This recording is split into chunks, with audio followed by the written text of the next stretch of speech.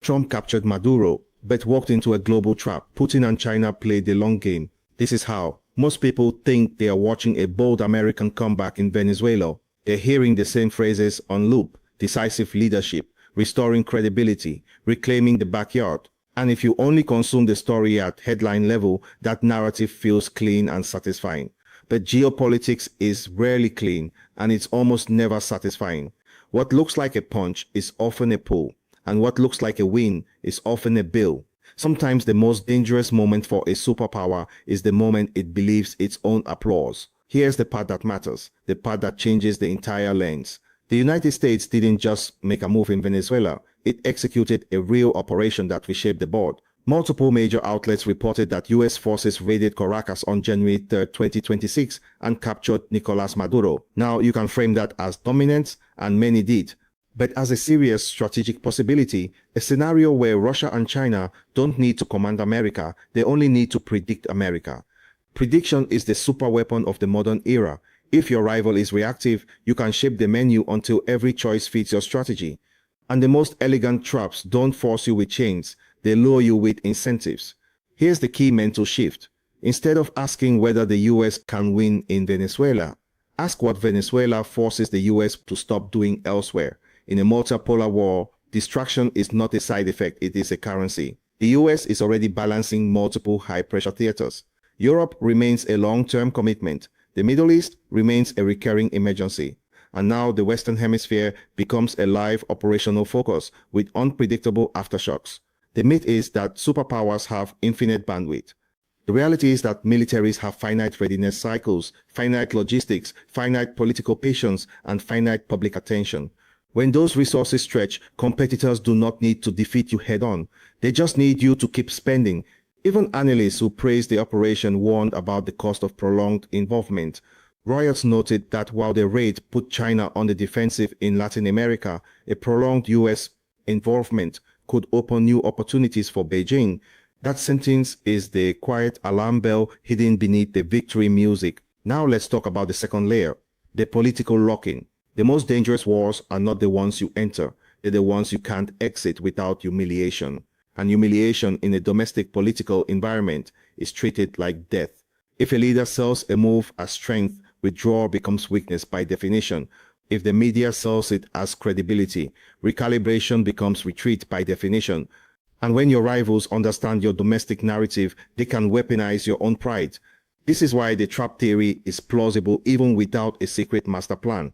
Russia and China don't need perfect coordination. They need patience, timing, and an understanding of American incentives. They need America to do what America usually does when it feels challenged: act fast, explain later, and defend the action forever. Now let's name the third layer, regional psychology. Latin America is not only a geography, it is a memory of intervention, strongmen, sanctions, and dependency. Every US action there is judged not only by results, but by respect. And respect is the invisible force that decides who gets invited into the future. You can overthrow a government and still lose the region for a generation. Because after the smoke clears, the neighbors ask one question: if it happened there, could it happen here? That's where alignment shifts quietly begin. Not necessarily toward BRICS membership tomorrow, because that claim is often exaggerated online, and the actual BRICS expansion record is more specific and procedural. But toward a broader pattern, diversifying away from US-centric leverage, building alternative payment routes, deepening ties with China, hedging with regional blocs. BRICS itself has been expanding and formalizing partner country pathways according to the group's own materials and multiple major explainers. That matters because it signals a world where American pressure can be diluted by alternatives. In that world, the US doesn't lose influence in one dramatic day, it loses it in 1,000 quiet contracts. Now for the fourth layer, the military technical trap inside the political trap. Your original script claimed S-400 systems were quietly deployed and used as a denial bubble. The open reporting is mixed and often imprecise, but credible defense coverage did describe Venezuela's air defenses as Russian-made systems that failed to down US aircraft during the raid, while still offering lessons about Russian air defense performance.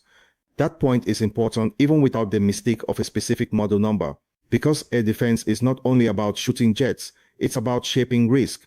If the defender can raise the perceived cost of air superiority, the attacker's political timeline compresses, and compressed timelines create strategic mistakes.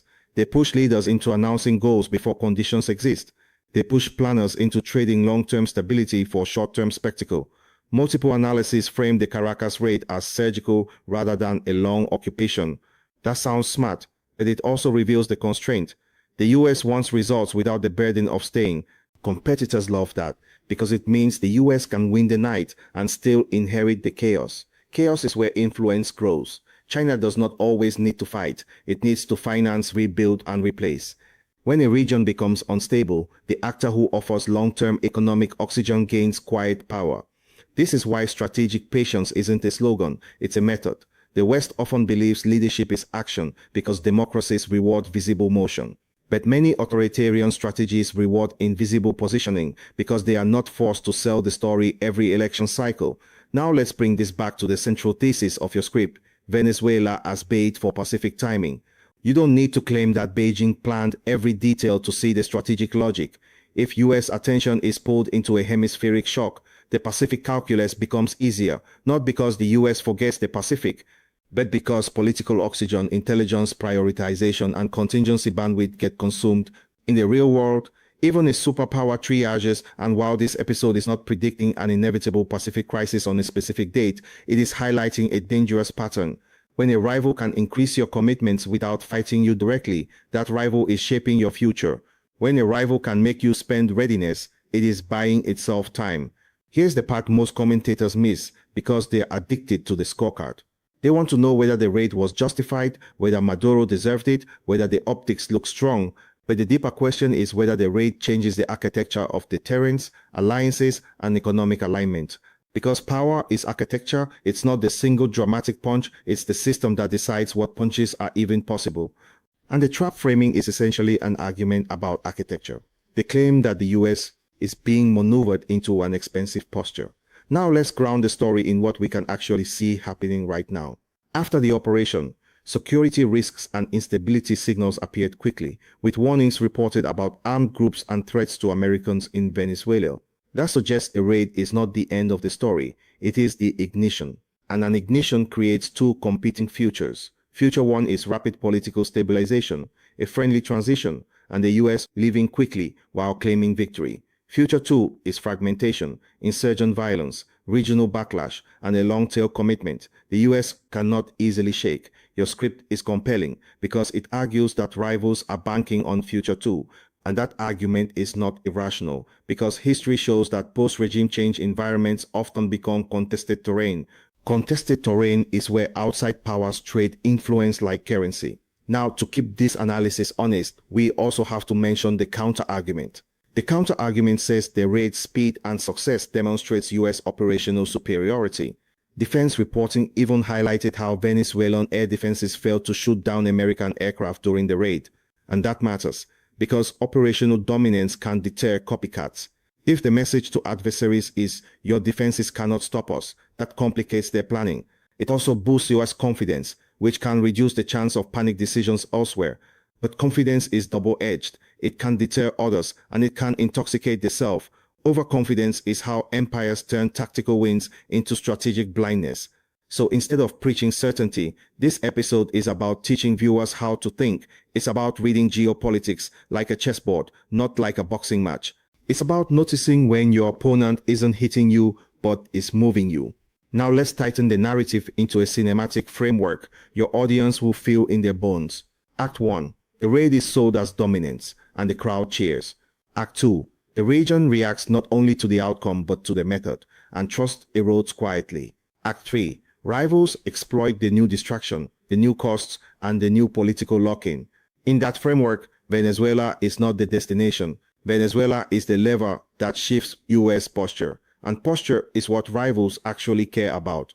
This is where Putin's style of strategy enters the story. Even if you never prove a memo existed, Russian strategy often thrives on multiplying dilemmas, forcing you into choices where every option carries pain.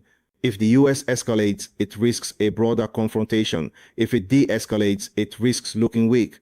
And the modern information environment amplifies that trap. Because your enemies don't need to defeat your army, They can defeat your narrative. They can flood your discourse with frames that make smart decisions look cowardly. Now we can talk about the Caracas trap as a concept, not as a conspiracy. A trap is simply a set of incentives that narrow your freedom of action. A successful trap is one where your opponent can't predict your next move with high accuracy. So what incentives narrow US freedom now?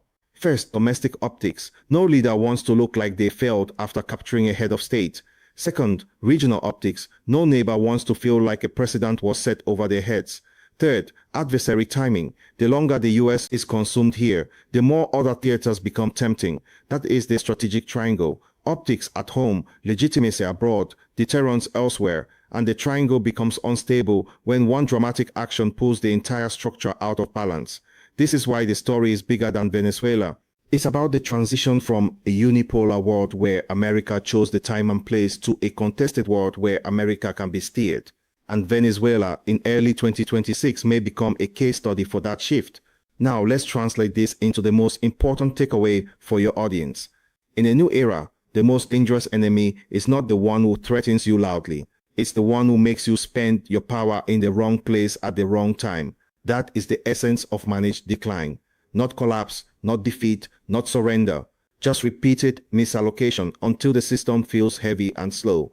So if your viewer wants a clean moral, give them this. Do not confuse action with agency. Do not confuse victory with leverage. Because sometimes the loudest victory is the quietest invitation to overreach. Sometimes the celebration is the down payment. And sometimes the trap isn't a cage. It's a mirror that reflects your habits back at you until you walk into them. If this analysis resonates, it's because it refuses to worship the headline. It respects that global powers plan across years, not posts. And it understands that the biggest battles now are fought in logistics, alliances, and attention. In the next phase, the world will watch three things. 1. Whether Venezuela stabilizes or fractures. 2. Whether US woman day involvement stays limited or becomes a long-tail commitment. 3. Whether rivals interpret the moment as deterrence or as opportunity. This is not an ending, it's a review of how the new chessboard works.